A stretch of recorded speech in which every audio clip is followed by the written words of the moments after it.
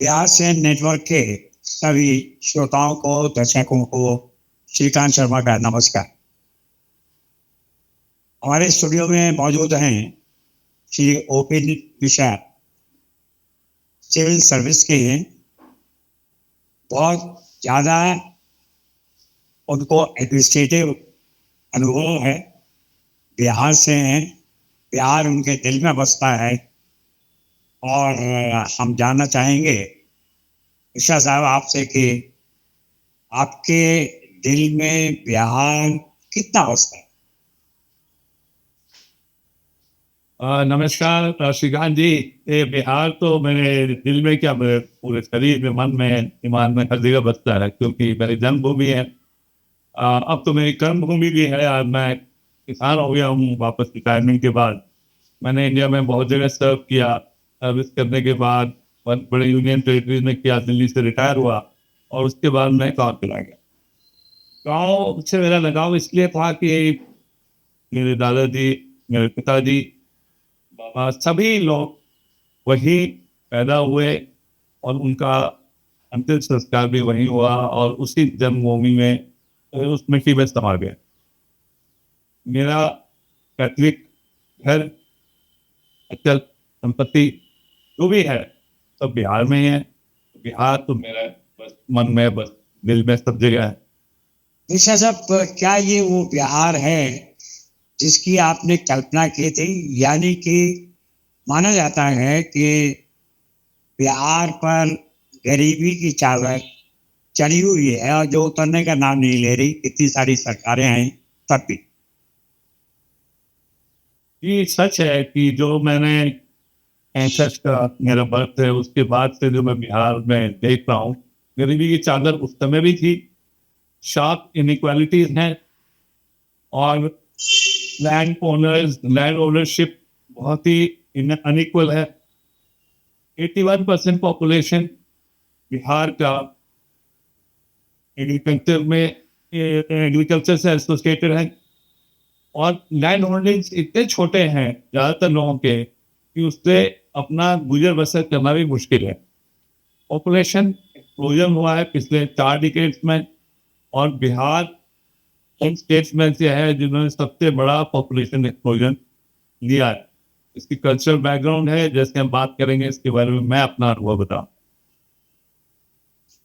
विशाल साहब, एक वक्त था जब भारत की ग्रोथ की परसेंटेज यदि बिहार से किया है तो वो 51% थी पर कैपिटा इनकम, और वो एकदम गिर के 21-27% पे पहुंच गई और फिर दोबारा से वो चढ़ी। ये जो ट्रेंड रहा, इसका क्या रीजन आप मानते हैं? क्या वजह रही कि एकदम स्टीप गर्त में गई और फिर थोड़ा सा ठीक से आई और फिर दोबारा से अभी देखते हैं कि वो भी कम होती जा रही? मैं एंशियंट बिहार से अगर करूँ और पाटलिपुत्र या किंगडम, मगध किंगडम्स की बात करूँ तो आपको बड़ी हैरानी होगी। एक फिगर जो मैंने आया और नेट पे सर्च में मिला मुझे कि वर्ल्ड की, इंडिया की छोड़िए, वर्ल्ड की 36% जीडीपी जो था मौर्य के समय, बिहार पाटलिपुत्र के पास था। जीडीपी वर्ल्ड का, इतनी बड़ी हमारी इकोनॉमी थी। अगर हम इंडिपेंडेंस की बात करें 1947 में, जब बिहार, झारखंड और एक थे, तो मैक्सिमम इंडस्ट्रियलाइज स्टेट बिहार था। अगर आप सोचते कि जमशेदपुर, आज भी जमशेदपुर जैसा कॉस्मोपॉलिटन सिटी टाउन मेरे ख्याल इंडिया में तो नहीं है। 2000 में जब बिहार और झारखंड अलग हो गए तो बिहार की सारी इंडस्ट्री, सारी माइनिंग जो मेजॉरिटी है, सब चली गई। बिहार के पास सिर्फ एक और एग्रीकल्चर रह गया। बहुत कम माइनर, थोड़े बहुत इधर उधर के इंडस्ट्रीज बचे। मानसिकता में एक और प्रॉब्लम थी कि हम लोग कल्चरली ये सोचते थे कि सरकारी नौकरी पे तवज्जो, आज से मैं तो बचपन से देखा हूँ, इतनी ज्यादा थी कि और कोई इंटरप्रेन्योरशिप को इंकरेज करना ही नहीं चाहता था। इनफैक्ट मानसिकता हमारी ऐसी हो गई थी, अगर एग्रीकल्चर एग्रो मानसिकता ऐसी होती है कि कृषि उत्तम, चाकरी करो, या फिर बिजनेस को तो मतलब एंटरप्रेन्योरशिप को बहुत ही नीचे तौर पे देखा जाता है। जो नहीं कुछ कर पाया वो एंटरप्रेन्योर बनेगा, कोई दुकान खोलेगा, कोई बिजनेस करेगा। ये जो मानसिकता है वो इतनी ज्यादा तेज हुई, और उसके साथ एक और चीज आई कि जो गरीब तबका था उसको पैसे चाहिए था, और जितना गरीब के परिवार में काम करने वाले हाथ पैर होंगे उतना ही अर्निंग सोर्सेज बनते थे। तो गरीब ने, लेबर क्लास है, उसने बच्चे ज्यादा ज्यादा पैदा किए। इनफैक्ट 7-8 बच्चे होना बड़ा कॉमन होता था, क्योंकि उस समय मोर्टालिटी रेट भी बहुत ज्यादा हाई होने के चलते लोग बच्चे पैदा करते थे। और हेल्थ जो की जो वर्ल्ड ओवर जो एक्शन और मोर्टालिटी पे काम हुआ, चाइल्ड मोर्टालिटी पे, उसके चलते क्या हुआ कि जो 7-8 बच्चे पैदा करते थे वो 7-8 बच्चे जीवित रहे, और उसके बाद उसकी लैंड जो जमीन थी जिसका हिस्सा था वो इतना फ्रेगमेंट हो गया कि कोई भी एक आदमी, 8 में से एक आदमी भी अगर कोई एग्रीकल्चर छोटा सा करना चाहे तो वो शायद अपने लिए भी साल भर का उगा नहीं सकता। ये गरीबी का सबसे बड़ा एक आलम हुआ। सरकारी नौकरी की दौड़ ऐसी थी कि आप अगर देखेंगे तो सारे कोचिंग सेंटर्स, आप दिल्ली में चले जाएं, इलाहाबाद में चले जाएं, लखनऊ में चले जाएं, सारे बिहार के बच्चे पूरे इंजीनियर या डॉक्टर ही बनने का एक ऐसा और था कि सारे के सारे बैंगलोर के जितने भी इतने सारे कैपिटेशन कॉलेज खुले, अगर आप देखेंगे मेडिकल कॉलेज खुले कर्नाटका में या तमिलनाडु में, उनका सोर्स बिहार के स्टूडेंट मेजॉरिटी वही जाते थे। इसका कारण ये था कि अगर आप डॉक्टर बनेंगे, इंजीनियर बनेंगे, सरकारी नौकरी करेंगे, चौथी चीज को सोचने को तैयार नहीं था। 2000 के बाद बहुत सारे एफर्ट हुए बिहार सरकार से, भारत सरकार से, जिसमें दिखता है कि कुछ इंडस्ट्रियलाइजेशन के पॉलिसीज आए। इनफैक्ट अगर आप इंटरेस्टिंग बात देखेंगे तो आज बिहार सरकार की 4 महीने पहले एक पॉलिसी आई जिसमें वो फॉर्च्यून 500 कंपनीज को फ्री लैंड दे रहे हैं। बिहार में एक गया जो कॉरिडोर है उसको इतने एक्सटेंसिवली डेवलप कराया जा रहा है। तो ये जो इंडस्ट्रियलाइजेशन है, लैक ऑफ इंडस्ट्रियलाइजेशन जो है, उसको अगर हम कवर अप नहीं करेंगे तो हमारे यहाँ पॉवर्टी जाने वाली नहीं है, क्योंकि 81% पॉपुलेशन और एग्रीकल्चर पे रहेगा, वो कोई भी रीजन, देश के प्रोग्रेसिव नहीं हो सकता। अगर आप देखें डेवलप्ड कंट्रीज के बारे में तो वहाँ की इकोनॉमी 3 से 4-5% मैक्सिमम एग्रीकल्चर पे होती है। अगर आप डेवलप्ड कंट्रीज की बात करें, हमारी जो इकोनॉमी जो है बड़ी अजीब है, लॉपसाइडेड है, कि आज भी 20% जीडीपी, सिर्फ 20% जीडीपी का बिहार का है वो एग्रीकल्चर से आता है, और जिसपे 81% पॉपुलेशन आती है। तो जब तक हम इंडस्ट्रियलाइजेशन या सर्विस सेक्टर को ट्रेनिंग, स्किल ट्रेनिंग को, ट्रेड मैन पावर की लैक है, सबके सब लेबर बनते हैं। कोई भी अच्छा इलेक्ट्रीशियन, कारपेंटर या मतलब आईटीआई में इतने सारे ट्रेड्स हैं, लोको पायलट, अगर वो बने और तब जाके इंडस्ट्रियलाइजेशन हो, तब जाके वहाँ पे स्किल मैन पावर मिले, तो बड़ा खुशी की बात होगी। वहाँ के पास 20 किलोमीटर दूर एक नवानगर करके इंडस्ट्रियल स्टेट बन रहा है। आपको बड़ी हैरानी होगी कि 65 एकड़ में अरुण ब्रेवरीज का एफटी का प्लांट आया है पानी अच्छा होने के चलते। उसी कंपटीशन में वहाँ पे सामने ही 50-60 एकड़ में कोको कोला ने प्लांट डाल दिया, और भी बड़े बड़े मेथनॉल के प्लांट्स आ रहे हैं वहाँ पे। उसका रीजन ये हुआ कि वहाँ पे पास ही 2-3 आईटीआई हैं।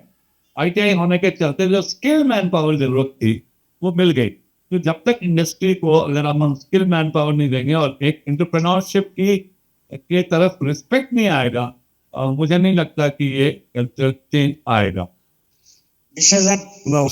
आपने सारे रीजन गिनाए वहाँ के पर कैपिटा इनकम के गिरने के। मीडिया में रिपोर्ट्स के अनुसार एक समय था जब बिहार की पर कैपिटा इनकम उस टेबल में चौथे नंबर पे थी अन्य राज्यों के मुकाबले। और आज वो सबसे नीचे है, बॉटम पे है।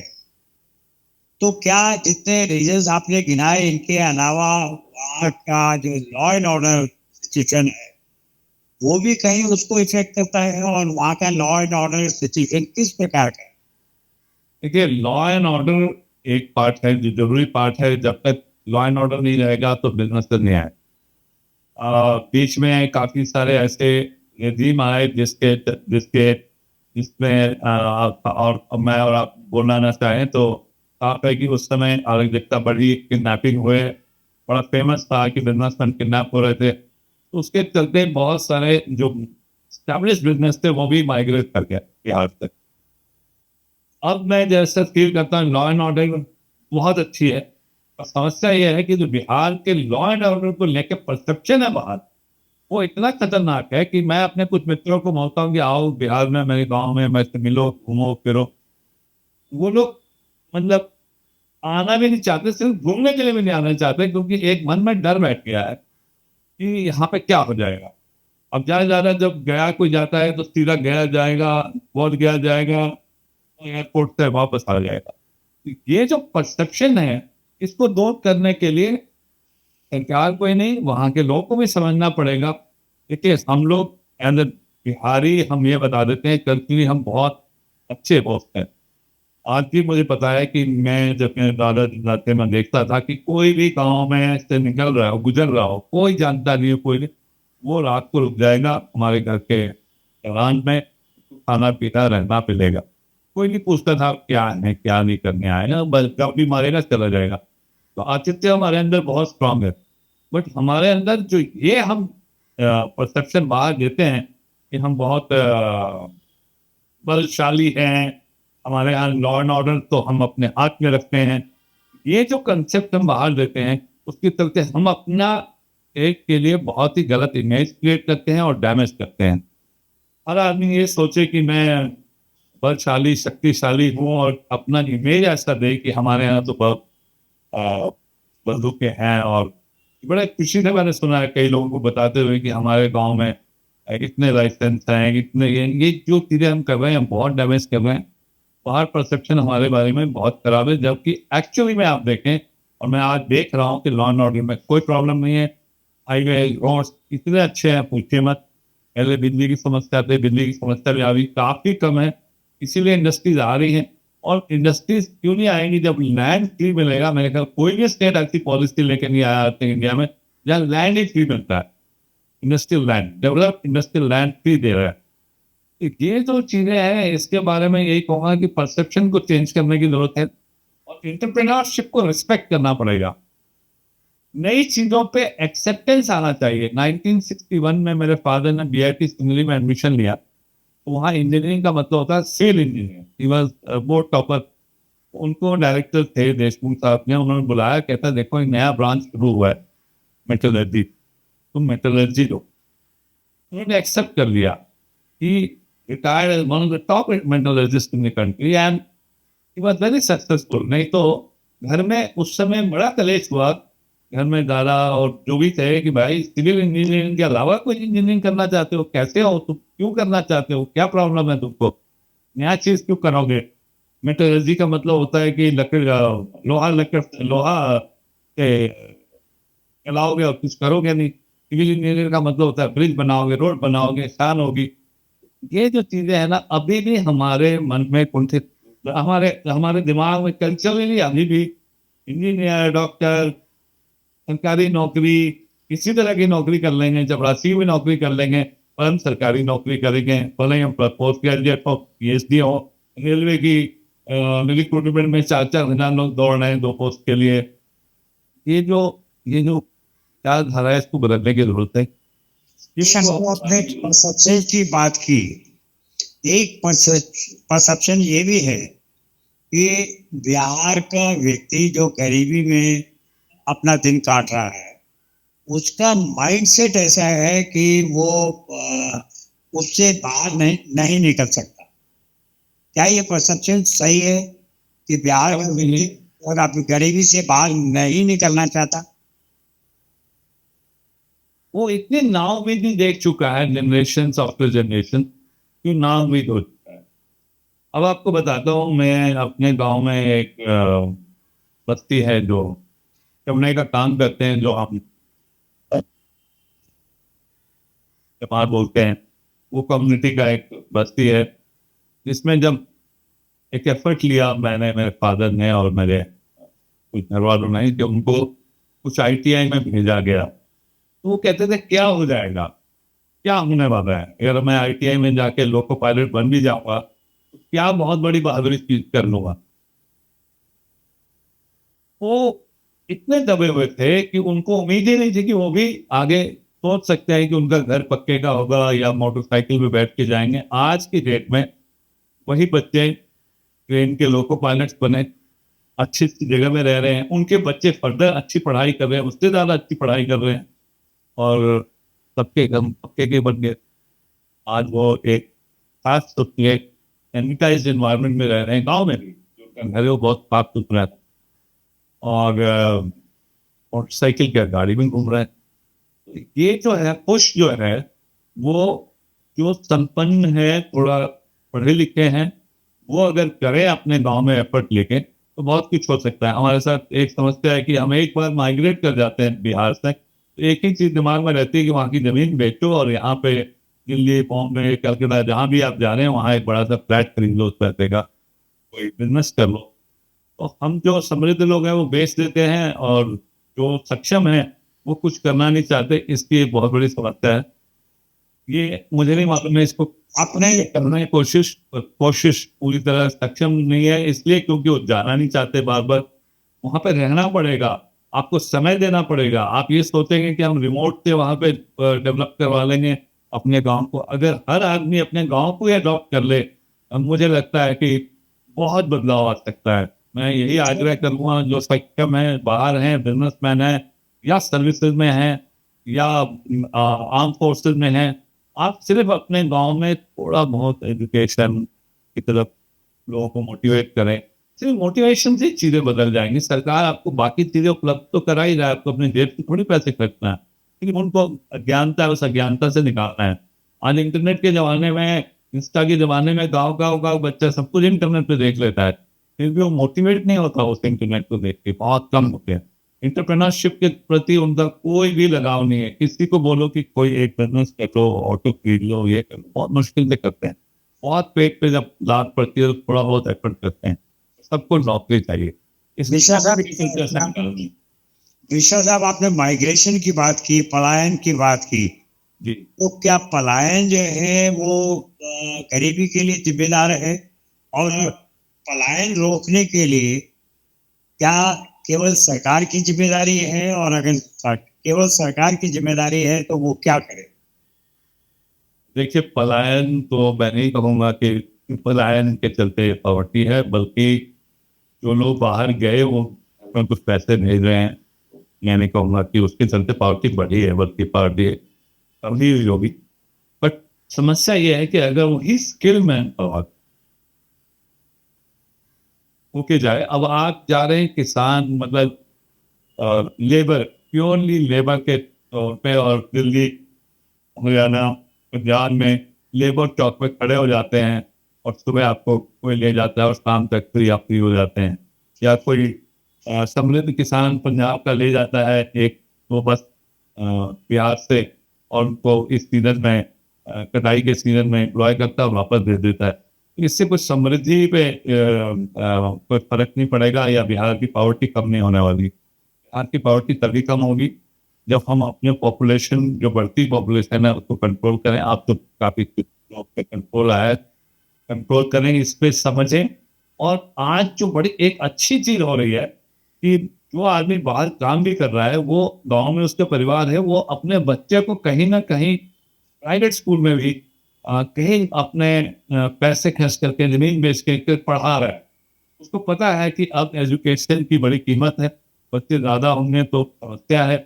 अब गांव में वो बातें समझ में आ गई है, तो it will take another decade और 2, 10-20 साल लगेगा इसका इफेक्ट आने में। और मुझे लगता है कि वापस अगर हम सरकार की तरफ से अगर आप कहें, तो माइग्रेशन में सरकार क्या कर सकती है? सरकार अगर अपॉर्चुनिटीज क्रिएट करेगी तभी लोग रुकेंगे।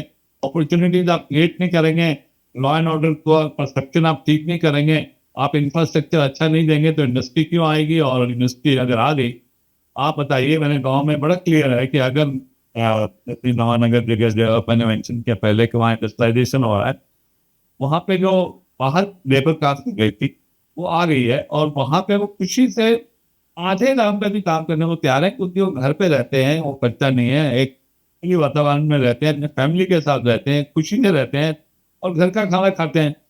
तो उसके लिए वो 10,000 भी बहुत है, जाके पंजाब में वो 22,000 कमा रहा है, उससे तो खुशी उसको 10,000 रुपये गाँव में रह के उसको कमाने में। अगर हम ये अपॉर्चुनिटीज नहीं क्रिएट करेंगे तो पलायन होगा ही। माइग्रेशन अच्छी है या बुरी है, मैं इसके बारे में कमेंट नहीं करना चाहता। दुनिया तो चेंज के लिए, मतलब माइग्रेशन तो वर्ल्ड का रूल है। और इंडियन साइंटिस्ट यूएस में जाके सिलिकॉन वैली क्रिएट कर लिया, नासा के सारे बड़े साइंटिस्ट और सारे जो बड़े हॉस्पिटल्स हैं, जॉन हॉपकिंस वगैरह, सब में इंडियन डॉक्टर्स हैं, वो कोई गलत तो नहीं है वो। विशेष साहब सिविल सर्विस से रहे हैं और प्राकृतिक आपदाएं आपने देखे हैं, बिहार में हर साल बाढ़ आती है, उसका वो कहीं ना कहीं तो गरीबी को बढ़ाती होगी या प्रगति जो हो सकती है उसमें रोक लगाती होगी, क्या किया जा सकता है? बहुत ही अच्छी बात कही, जो ये पॉइंट मैं मिस कर रहा था कि बिहार में एक बड़ी समस्या है, आपके एक साइड ऑफ बिहार जो है पंजाब के पास, हम बोलते हैं, वहाँ पे हर साल बाढ़ आती है और बहुत सारे रिवर लिंकिंग के प्लान बन रहे हैं। कई मैं सोचता हूँ राइट फ्रॉम इंडिपेंडेंस के बाद होता रहा कि कोसी बेतवा और इसमें करेंगे ताकि यहाँ पे रिवर लिंकिंग के बाद बाढ़ कम हो गया। मेरी बहुत बड़ी समस्या है कि मैं बहुत सारे ऐसे लोगों को जानता हूँ जो हर साल, एक दो बार नहीं, हर साल वो बाढ़ फेस करते हैं। उनका मतलब आई डोंट नो उनकी लिविंग स्टैंडर्ड्स कैसे अप हो सकती है, होना ही नहीं है। उनके वाले सरकार इसके बारे में कुछ करे, कुछ बाढ़ पे नियंत्रण करे, या उस नेचुरल कैलेमिटी को किसी तरीके से ऐसा करे कि लोग टाइम पे निकल पाए, टाइम पे आ पाए और चीजें बचा पाए। पूरा क्रॉप खत्म हो जाता है, घर खराब हो जाते हैं, अस्त व्यस्त हो जाती है उसकी जीवन, और उससे आप एक्सपेक्ट करेंगे कि वो आगे बढ़ेगा लाइफ में, अपनी लिविंग स्टैंडर्ड बढ़ाएगा, कैसे पॉसिबल नहीं, जस्ट पॉसिबल ही नहीं। एक चर्चा अभी चल रही है कि नेपाल में जिस तरह से जैनजीज ने एक्ट किया, जो कुछ नेपाल में हुआ उस तरह का कुछ इधर भी हो सकता है क्या? आप इस बारे में सोचते हैं या आपको ऐसी चर्चा क्या सुनाई दी, या कि ये केवल अफवाहें हैं? देखिए, बिहार में बड़े सारे रिवोल्यूशन हुए, Jayaprakash Narayan was one of our ideal, but आज की स्थिति ऐसी है कि गरीबी से और अनएम्प्लॉयमेंट से ग्रस्त आदमी, मुझे नहीं लगता वो जाके कुछ इतना बड़ा स्टेप लेगा, और लेना भी नहीं चाहिए। अब हमारे इलेक्शंस में जो रिजल्ट आएंगे वही जनजी का सबसे बड़ा एक प्लेटफॉर्म मिल रहा है। अगर जनजी चाहे उसी का इस्तेमाल करके राइट लोगों को लाए, rather than caste, rather than party, अगर राइट कैंडिडेट्स आ गए जिनका मन अपने कॉन्स्टिट्यूंसी से, अपने लोगों से जुड़ा हो, तो क्यों नहीं वहां डेवलपमेंट होगा? मुझे बताइए। आज तक एक कोई कह नहीं सकता कि सरकार में पैसे की कमी से कभी कोई प्रोजेक्ट रुका हो, नहीं, ऐसा पॉसिबल ही नहीं। मेरा भी अपना एक्सपीरियंस है। मैं नहीं सोचता हूँ कि धन सरकार के पास कभी कम रहा। ओनली हमारे जो पब्लिक रिप्रेजेंटेटिव्स थे, लीडर्स थे, या बाकी जो लोग सरकार में बैठे हैं, उन्होंने कभी वो विचार नहीं आया, वो भी अपने कास्ट के कुंठित मानसिकता से ऊपर नहीं उठ पाए। मुझे नहीं लगता कि बिहार में वो कुछ कर पाएंगे। अब एक मौका मिला है इस जनरेशन को इस इलेक्शन में राइट कैंडिडेट को लेके आए, ताकि वहाँ बिहार का एक परसेप्शन चेंज हो, बिहार में नया उदय हो, बिहार में अनएम्प्लॉयमेंट कम हो, माइग्रेशन कम तब हो कि वहाँ अपॉर्चुनिटीज क्रिएट हो जाए, अपने आप कम हो जाएगा। मेरा अंतिम प्रश्न है मिस्टर, कास्टिज्म को लेकर बिहार में काफी चर्चा बिहार को लेकर होती है। कास्टिज्म का क्या प्रभाव वहां पर है? सबको बड़ी हैरानी होगी कि मैं ओम प्रकाश मिश्रा लिखता था। मैं गया तो मैंने सोचा कि मिश्रा को मैं ड्रॉप कर दूं, अपना नाम ओम प्रकाश लिख। अब मेरे से कोई भी पूछता है, वो मैं बताता हूँ ओम प्रकाश। अरे पूरा नाम तो बताइए। तो अच्छा मैं कहता हूँ प्रकाश मेरा नाम। अच्छा चलिए आप नहीं बताना चाहते हैं, अच्छा पिता का नाम बताइए। मतलब आपकी आइडेंटिटी आपके कास्ट से है, वो इतनी बड़ी समस्या है, इतनी बड़ी समस्या है। ये सोच मतलब वो आदमी ऊपर नीचे 1 मिनट में हो जाता है आपकी नजर में अकॉर्डिंग टू का। आपके भाई की कास्ट क्या है, आपके मतलब एक कास्ट क्या है या अलग कास्ट क्या है, नीचे वाला सोचता है ऊपर वाला है, ऊपर वाला सोचता है नीचे वाला है। इस तरह के जो इक्वेशन है ना, हमारी वो मानसिकता ही नहीं खत्म हो रही। मैं तो हैरान होता हूँ कि मैं आज तक बचपन से कास्टिज्म में लोग बोलते हैं कि बहुत बदलाव आ गया, युवा आगे निकल गई। मैंने आज तक नहीं देखा। मैं तो 1965 से गांव में वही देख रहा हूँ कि जो नीची जाति का है वो बेचारा चप्पल निकाल के सामने से निकल रहा है ब्राह्मण के, जो ऊपर वाला है वो उसकी बस्ती जाके जला देता है, वो नक्सलाइट बन जाता है। यही सब हो रहा है और आज तक मानसिकता में कोई बदलाव नहीं आया। यूथ जिसको इतना इंटरनेट, इतना एक्सपोजर है वर्ल्ड में इंटरनेट के चलते, हर तरह के मीडिया के चलते, फिर भी वो अपनी मानसिकता से भी नहीं बाहर आ पा रहा। इसका कारण ही मुझे नहीं समझ में आ रहा। मैं समझ में आ रहा है कैसे निकलेगा। मेरे इस प्रश्न का एक एक्सटेंशन है, हालांकि मैंने आपसे निवेदन किया था कि ये मेरा अंतिम प्रश्न है, लेकिन आपकी बात सुनकर मुझे एक एक्सटेंशन प्रश्न आपके सामने रखना पड़ रहा है कि क्या मैंने आपको श्री ओपी मिश्रा कह के जो मैंने आपका परिचय दिया, कहीं मैंने गलती तो नहीं की? नहीं, आज से ओम प्रकाश ओम प्रकाश ही विश्व में, ठीक है। तो ये मानसिकता का इलाज मुझे भी नहीं समझ में आ रहा। मैं काफी सारे स्कॉलर से बात करता हूँ। हमारे अभी मैं मिला 2-4 दिन पहले, वहाँ पे एक बहुत बड़ी सेंट्रल एग्रीकल्चर यूनिवर्सिटी है, डॉक्टर PS पांडे के वाइस चांसलर हैं। तो उनसे बात हो रही थी मेरी, तो मैंने कहा कि ये इससे कैसे निकले। मैं भी सोचता हूँ इससे निकला कैसे नहीं। मतलब हम अपने मन में सोच लेते हैं तो निकले कैसे, इसका कोई मतलब एंथ्रोपोलॉजिकल, कोई सोशियोलॉजिकल, कौन साइंटिस्ट आएगा जो इस इलाज का इलाज बताए कि लोगों को ये समझाया जाए कि इससे बाहर निकलो, एक बार तो निकलो। लेकिन क्या इसका संबंध गरीबी से है? एकदम गरीबी से, क्योंकि जो शोषण का तरीका है वो कास्टिज्म का बेस, जो अनइक्वालिटी है वो कास्टिज्म का बेस है। कास्टिज्म एक जरिया है जिसके थ्रू आप शोषण कर रहे हैं, गरीब को गरीब रहने दे रहे हैं और आप अमीर हैं। ये एकदम तरीका है। ये तो इकोनॉमिक, आज के डेट में अगर आप भागलपुर रॉयट्स की बात करें, तो रिलीजियस रॉयट्स थे, these were riots due to economic reasons. There was nothing else. कि कुछ लोग सिल्क के प्रोड्यूसर थे और सिल्क को मजदूर थे जो करते थे। उनके बीच में जो कॉन्फ्लिक्ट डेवलप हो रहा था वो बाद में रिलीजियस ग्रुप ले गया। इस सारे हम ध्यान से देखेंगे तो ये सारा रिलीजन तो नहीं, कास्टिज्म जो बिहार में स्ट्रॉन्ग है वो सिर्फ शोषण का एक बहुत बड़ा तरीका है। और बिहार में अभी जो चुनाव दस्तक दे रहे हैं, उन चुनावों में कास्टिज्म कितना प्रभाव डालेगा? मैं पूरे बिहार का तो नहीं कहता, पर मैं अपने क्षेत्र में देख रहा हूँ। हमारे यहाँ तो इफेक्ट डालेगा, ये दिख रहा है। और मैंने बहुत लोगों से, अभी मैं परसों भी जा रहा हूँ, बहुत लोगों से आग्रह किया था कि इससे निकलो। अनफॉर्चुनेटली मैं अभी सभी पार्टी को देखता हूँ कि बाहुबलियों को किया जाता है, और क्यों किया जाता है हम तो कुछ समझ में आता है।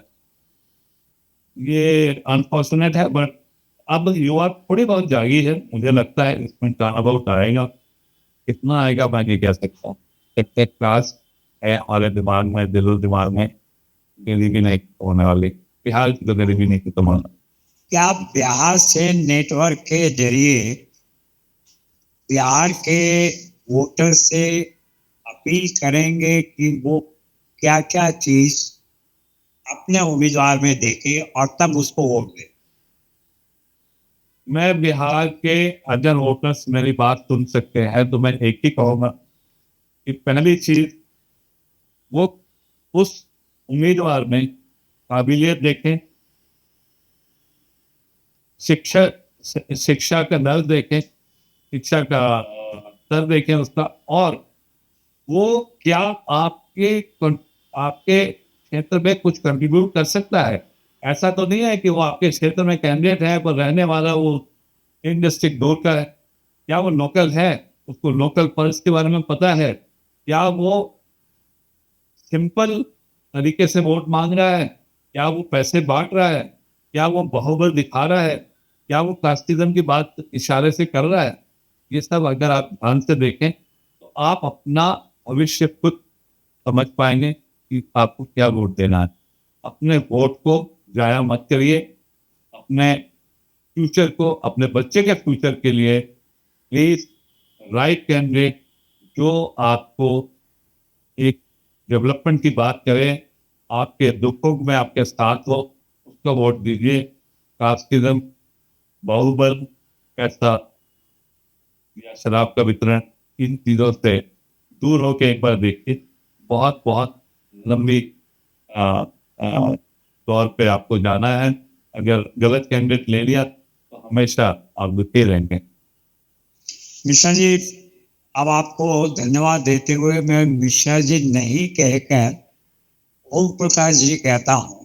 प्रकाश जी, आप हमारे स्टूडियो में आए, आपका बहुत बहुत धन्यवाद। आपने बहुत सारी जानकारियां दी, लोगों की मानसिक भावनाओं को देखा, उनको टटोला, उनको बताया कि आने वाले चुनावों में अपने उम्मीदवार को चुनने के लिए वो क्या क्या उसमें गुण देख सकते हैं। आपका बहुत बहुत धन्यवाद। श्रीकांत शर्मा को नमस्कार दीजिए। श्रीकांत जी नमस्कार। नमस्कार।